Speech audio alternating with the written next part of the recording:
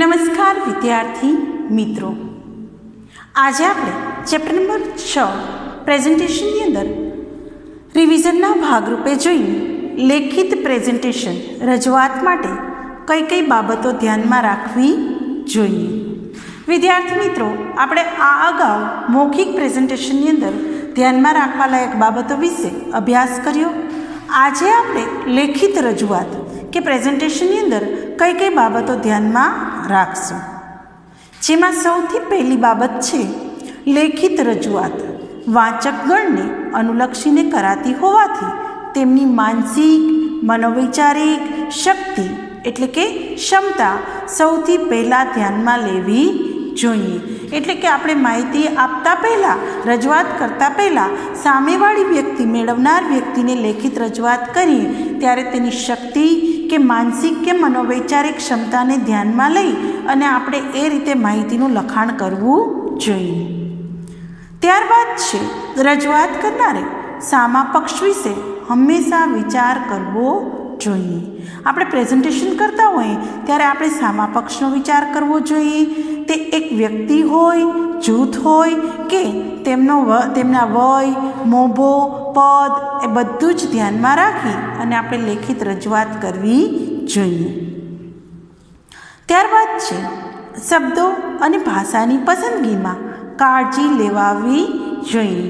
કારણ કે આપણે જે શબ્દો લખીએ છીએ તે શબ્દો દ્વિઅર્થી, એક કરતાં વધારે અર્થવાળા હોઈ શકે. તો આપણે જે શબ્દ વાપરીએ, જે ભાષામાં આપણે લખીએ છીએ પત્ર, રજૂઆત, તો એના માટે આપણે કાળજી લેવી જોઈએ. વ્યાકરણ અને જોડણીની શુદ્ધતા જાળવવી જોઈએ. વ્યાકરણ છે એની અંદર આપણે જગ્યાએ અલ્પવિરામ, કોમા એ ચિહ્નનો ઉપયોગ કરવો જોઈએ. જોડણી છે એ સ્પષ્ટ શુદ્ધ હોવી જોઈએ. ભાષાનો આડંબર ઓછો અને રજૂઆત માપસરની હોવી જોઈએ. બહુ ભાષાકીયનો આડંબ ઓછો અને આપણે જે રજૂઆત કરતા હોઈએ એ માપસરની, ના તો બહુ મોટી અથવા તો બહુ ટૂંકી પણ ન હોવી જોઈએ. રજૂઆતના મુદ્દાઓની ગોઠવણી તર્કબંધ રીતે ફકરાઓમાં હોવી જોઈએ. કારણ કે વ્યવસ્થિત રજૂઆત કરેલી હોય તો વાંચનારના અથવા તો મેળવનારના મન પર સારી છાપ ઊભી થાય છે. નાના મુદ્દાઓ માટે ક્રમ અને ફૂદડી જેવો, એટલે કે આપણે કોઈ પણ ચિહ્નોનો ઉપયોગ કરી શકાય કે આપણે આપણા મુદ્દાઓ છે એને આ રીતે અલગ પાડી શકાય. કોઈ ચિહ્નોનો ઉપયોગ કરો, આ રીતે કોઈ ફૂદડી જેવું સ્ટાર છે એવું પણ આપણે મુદ્દાઓ અલગ પાડવા માટે ઉપયોગ કરી શકીએ, એરાનો ઉપયોગ કરી શકીએ. ત્યારબાદ છે લખાણની ગોઠવણી રજૂઆતના સ્વરૂપ પ્રમાણે કરવી જોઈએ. લખાણને અનુરૂપ કાગળની ગુણવત્તા અને કદની પસંદગી કરવી જોઈએ. સારી ગુણવત્તાવાળો કાગળ કે જેના પર લખાણ છે એ સ્પષ્ટ વાંચી શકાય. યોગ્ય કદનો, ના તો બહુ મોટો અથવા તો બહુ ટૂંકો પણ હોવો જોઈએ નહીં. હસ્તલિખિત કે કમ્પ્યુટર દ્વારા ટાઈપ થયેલ રજૂઆત સરળતાથી વાંચી શકાય તેવી હોવી જોઈએ. હસ્તલિખિત એટલે કે હાથેથી લખાયેલો પત્ર હસ્તલિખિત છે એક સારી રીતે રજૂઆત હોવી જોઈએ. કોમ્પ્યુટર દ્વારા લખો કે હસ્તલિખિત લખો પણ વાંચી શકાય અને સમજી શકાય તેવું ટાઈપ કરેલું રજૂઆત છે એ હોવી જોઈએ. ત્યારબાદ છે માર્જિન. માર્જિન એટલે કે આંસુ.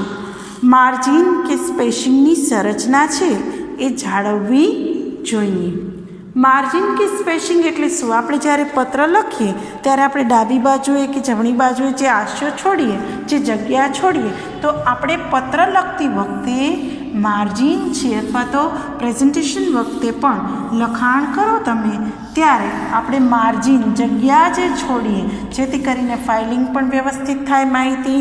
એટલા માટે લખાણ કરતી વખતે પણ માર્જિન કે સ્પેસિંગની સંરચના જાળવવી જોઈએ.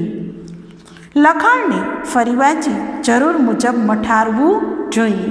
એટલે કે જ્યાં જ્યાં જરૂર જણાય ત્યાં સુધારા વધારા કરવા જોઈએ. સરસ મજાનું મઠારીને લખાણ છે એ સરસ ભાષાનો ઉપયોગ કરી, વ્યાકરણનો ઉપયોગ કરી, વ્યવસ્થિત જોડણી, વાક્યોની સંરચના, ફકરાઓ આ વગેરે છે એ લખાણને ફરીથી વાંચી એક વખત અને પછી આપણે તેને મઠારવું જોઈએ, જેથી કરી અને આપણું લખાણ છે એ સ્પષ્ટ રીતે સામેવાળી વ્યક્તિને મગજની અંદર આપણે એની રજૂઆત કરી શકીએ, મનમાં સારી છાપ ઊભી કરી શકીએ અને આપણો જે હેતુ છે લેખિત પ્રેઝન્ટેશનનો એ પણ સિદ્ધ થાય. તો એના માટે આવું લેખિત પ્રેઝન્ટેશનની અંદર આ બધી બાબતો ધ્યાનમાં રાખવી જોઈએ. જો કે લેખિત પ્રકારની રજૂઆતમાં સામાન્ય પ્રકારે સામસામે હોતી નથી. એનો અર્થ છે એ લાંબા અંતરે કોઈ માધ્યમથી, મદદથી આ પ્રકારની રજૂઆત થઈ શકે છે. માટે આ બાબતો ધ્યાનમાં રાખવી જોઈએ. તો વિદ્યાર્થી મિત્રો, પેજ નંબર 73 પર લેખિત રજૂઆત કે પ્રેઝન્ટેશન માટે ધ્યાનમાં રાખવા લાયક બાબતો આપેલી છે, જે રિવિઝનના ભાગરૂપે એક વખત તમારે રીડ કરવી. Thank you.